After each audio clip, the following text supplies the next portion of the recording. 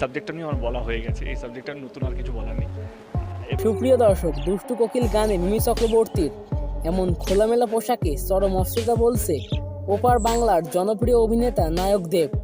দেব কারোর সমালোচনা করেন না, সবসময় তিনি সবাইকে উৎসাহ দেন।